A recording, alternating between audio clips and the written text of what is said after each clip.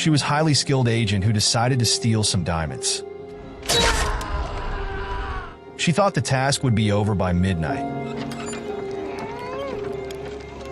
But to her dismay, she involuntarily did something which made her the most high-profile criminal in American history. Welcome back to Paramount Recapped. I don't have many subscribers, but your single comment is a ray of hope to motivate me.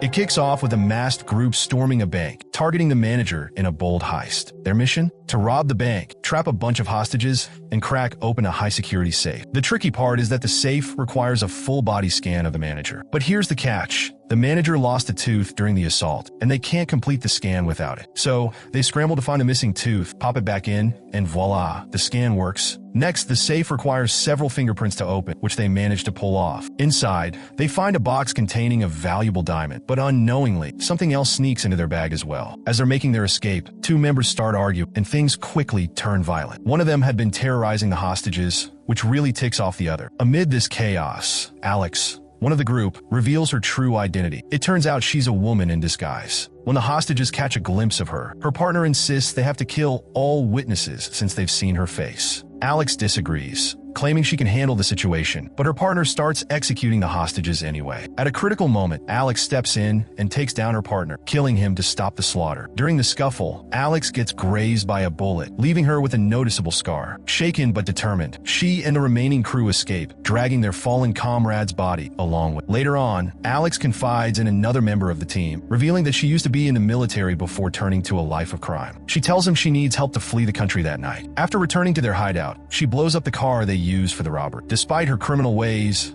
Alex holds on to a personal code. She doesn't believe in killing innocent people. While relaxing in her bath later, she watches a news report about herself. Unfortunately, her face, now marked by that bullet scar, makes her easily recognizable, and the police are hot on her trail. Then she gets a message from the accomplice she asked to set up her escape. When they meet, she checks on his progress, and he reassures her that things are moving forward. Just as they're talking, the doorbell rings. Her accomplice, worried that she might be recognized, urges her to hide while he opens the door for a young woman. But trouble soon follows. Two threatening men barge in after her. They violently attack both the woman and Alex's accomplice, creating chaos. This is when a man named Mr. Washington enters the scene. He seizes the woman's phone, which contains a video that could incriminate a high-ranking government official. Apparently, the woman was using the video for blackmail, but Washington was sent to handle the situation. After deleting the video, Washington kills the woman. Washington operates as a lone wolf, often hired for secretive and dangerous jobs that can involve the cops. He starts questioning Alex's accomplice about the stolen diamonds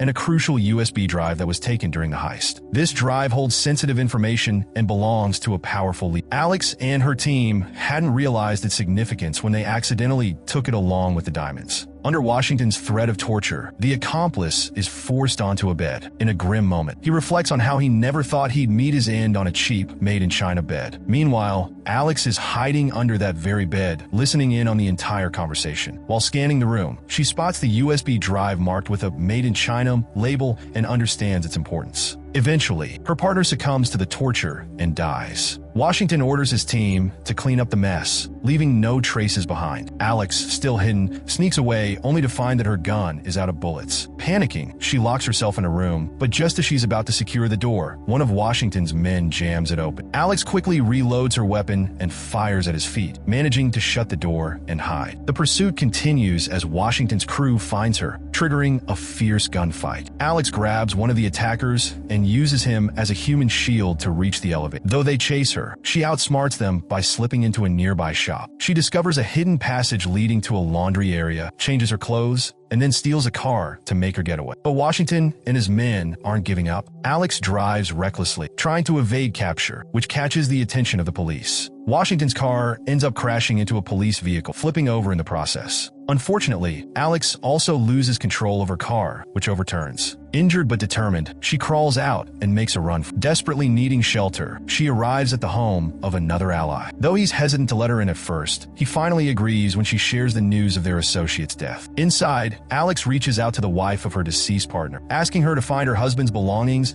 and recover the valuable items he was holding, including the all-important USB drive. So, Alex's partner's wife, still pretty angry at her, refuses to help out. Before long, Washington's guys show up and end up killing Alex's third friend. In a panic, Alex makes a run for the room. Meanwhile, Washington spots a phone lying around and redials the last number. This time, it's the son of Alex's late partner who picks up. Washington chats with him and manages to get his address. Back at her partner's place, his wife is rummaging through his stuff and finds some diamonds, cash, and Alex's passport. Since she despises Alex so much, she tosses the passport in the trash. Feeling confident about tracking Alex down, Washington heads out. On the flip side, Alex steals a motorcycle and zooms over to her friend's house. At her partner's home, his wife is packing up to escape with the cash and diamonds. But then Washington and his crew show up, knocking her out and grabbing the diamond-filled bag. Washington orders his men to take care of her and her son. Just as they're about to carry out their plan, Alex bursts in. She takes on Washington's men with some serious skills. But one of them gets the upper hand, making her falter. Out of nowhere, the partner's wife jumps in, hitting the guy with anything she can find to help Alex out. She then hops into her son's car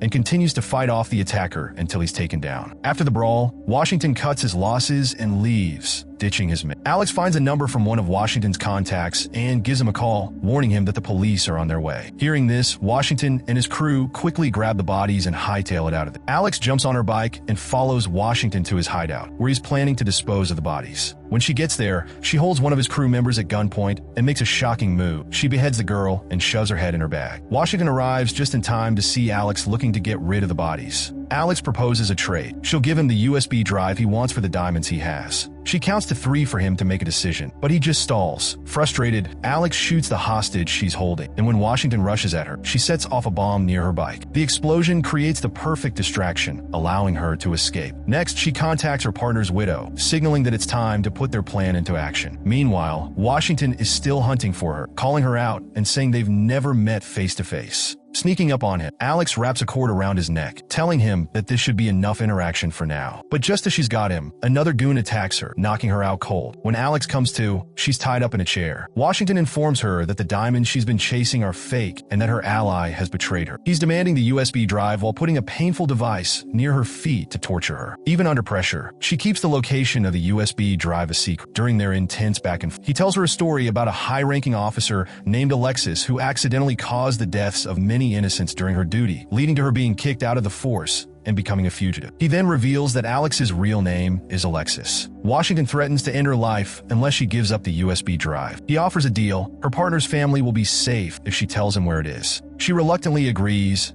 and sets up a meeting at the airport. When they get there, a young woman hands Alex a key to a locker containing the USB drive. Alex shows the key to Washington, but he insists she comes with him. After opening the locker and pulling out a box, he stops her, clearly not trusting her. He orders one of his guys to check the box, and surprise, it's a bomb. The box blows up, but miraculously, both Alex and Washington escape unharmed. When the dust settles, a brutal fight kicks off between Alex and Washington, where she grabs his tie. That's when the USB drive is revealed, cleverly hidden when she snatched the tie. It was all part of her plan. Just then, the police show up and take down Washington's crew. As Alex makes her exit, she leaves behind the bag with the severed head. With the cops closing in, Washington tosses away his weapon and surrenders. Alex takes a jab at him, teasing him about his choice of tie. Thinking he's reaching for a gun, the police mistakenly shoot him. They also find the bag with the severed head, which has a mark that looks a lot like the one on Alex's face. They assume she's dead. The scene shifts to Alex at the airport, gearing up for a flight out of the country. She boards the plane and quietly hands a diamond to the guy next to her, signaling that her diamond hunt was a success. She also gives him the USB drive for inspection, realizing it belongs to the corrupt leader and contains his dangerous plans that threaten national security.